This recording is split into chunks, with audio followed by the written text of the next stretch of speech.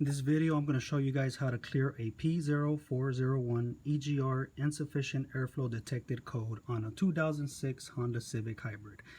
I'm going to show you exactly what you need to do and what you shouldn't do. I took the long route and I got a series of videos on here right after this one that will show you what you don't need to do. So we'll go ahead and get started. You pop this top off. It just pulls right off. There's just four little clips that pop in place. We'll use a 10mm socket to take these two bolts off.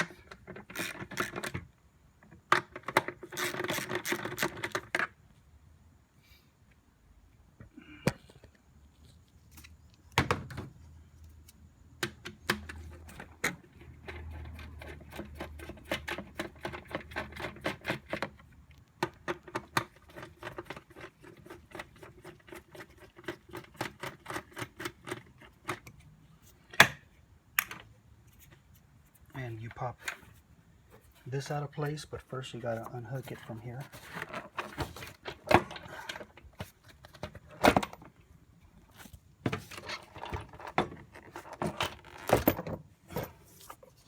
Comes right off. Okay, I'm gonna set this phone and hopefully you guys can see pretty clearly so I can use both hands. So then you unclip this from the EGR valve and you'll use a 12mm socket to take off these two bolts from the EGR.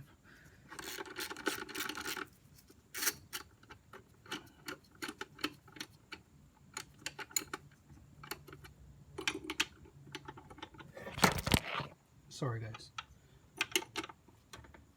I'll try to do this one-handed. So take this other bolt, which is on the back end, and it's kind of hard to get to. Matter of fact, I really don't have good lighting here, but I'll do my best.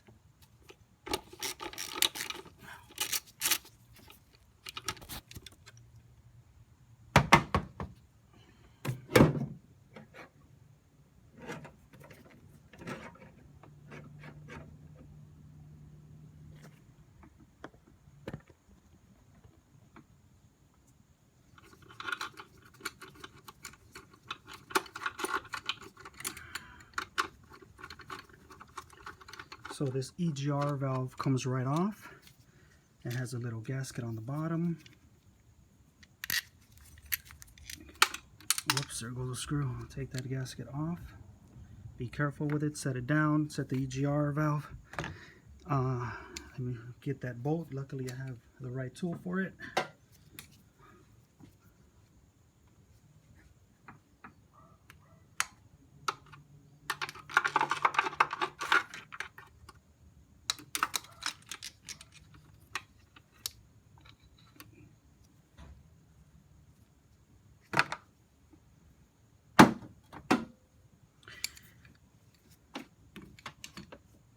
Then you'll use a 10mm socket and you'll take these two bolts off.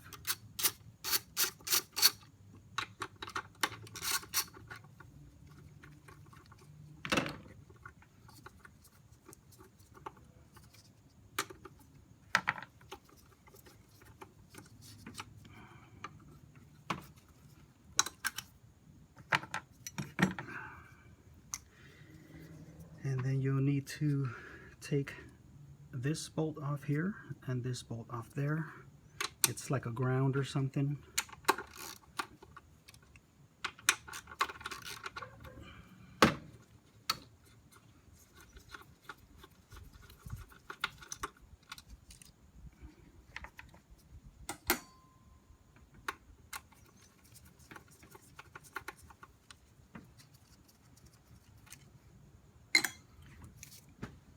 You'll need a pair of pliers to unclip this hose.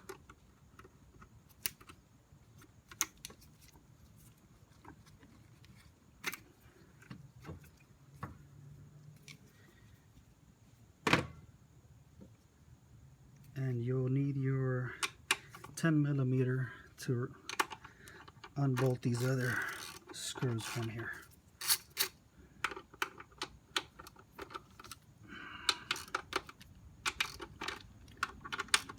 So the reason why these are kind of loose is because I've done this already. I just know that some people out there need to know exactly what to do, because I had this issue for about 1.5 years before I actually fixed it. I actually replaced the EGR valve thinking that that was a problem because it said EGR valve on the code, and it wasn't. It was just letting me know that the EGR valve detected a problem in the system. So I saw another video that explained what you needed to do, and so I figured I'd throw another one on there in case you guys missed that other video, didn't see it, or you just, you know, took me a while to find it. So I figured another one wouldn't hurt. It took me all day to do this work, and but it's because I went the long route, and I'll show you that in the other series of small videos that I'll have on this same video right after this. So then you take this top off.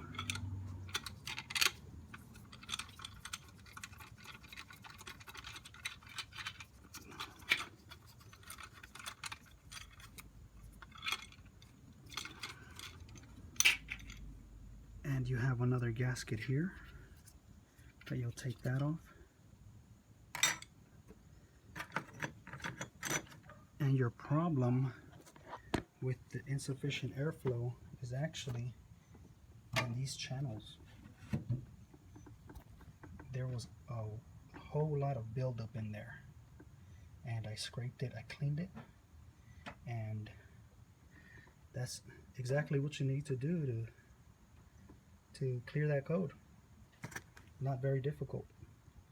So right after this, I'll have another series of videos that'll smaller, couple minute long, that'll show you where all that buildup deposit, exactly how I scraped it off, and what you do not need to do to take this code off. I went the long route, and took me all day, and really this is all I needed to do. So hope this helps you guys.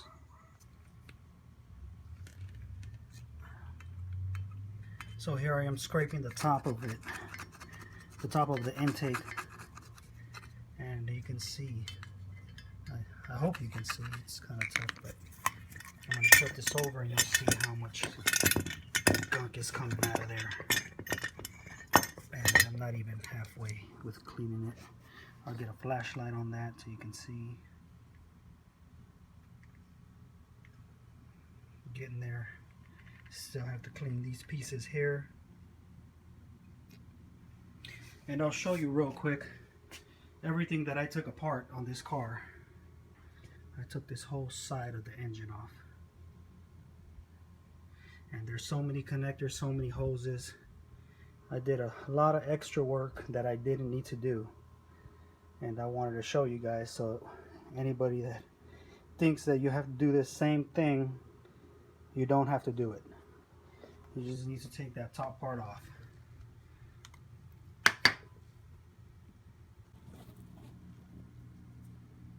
You can see here I've been scratching at it for about 5 minutes, and it can get pretty clean in there. I'll show you on this side. I'm using this little hook, screwdriver type deal.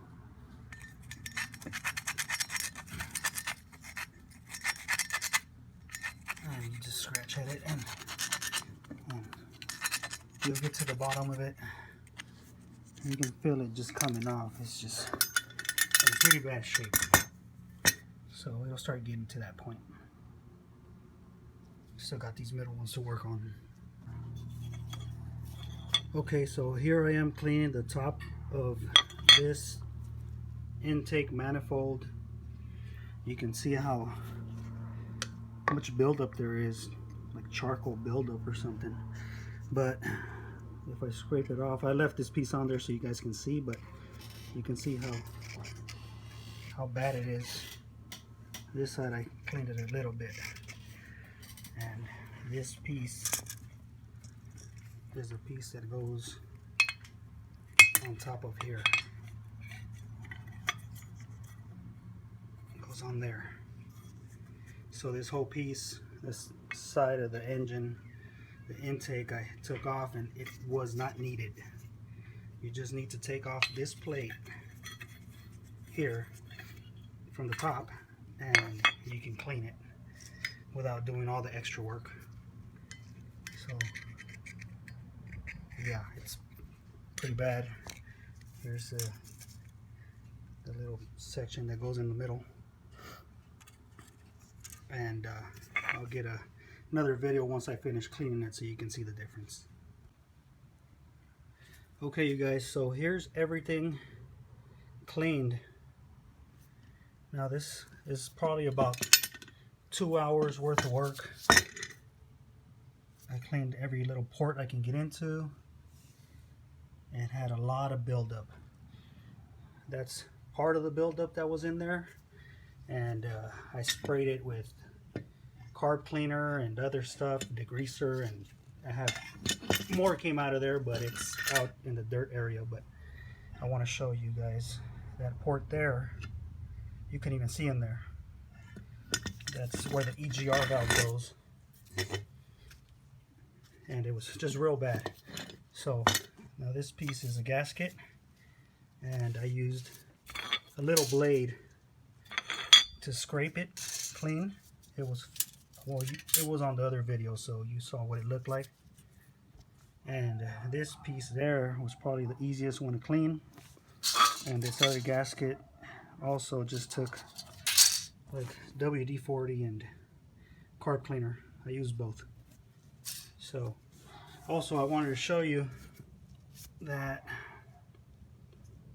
I know I'm shaking a lot, I just had a monster, but this port here where the EGR valve goes and this port here connect. So I stuck this hanger through there. See, I stuck it through here and it's coming out there. So I used this hanger to scrape everything that was in there since I had this piece off. And you can do it while it's in on the car too, but since I had it off, I can turn it and spin it, and once I sprayed inside of it, I was able to dump the liquid out, which is something you won't be able to do if it's on the car. So I thought that'd be a good piece of information for you to know.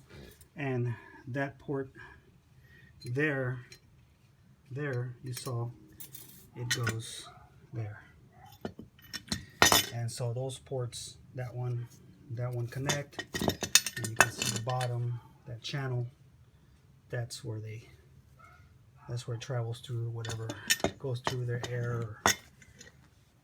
And I wanted to show you also, since I took the long route and took everything off, that port there is where the EGR valve hole connects to.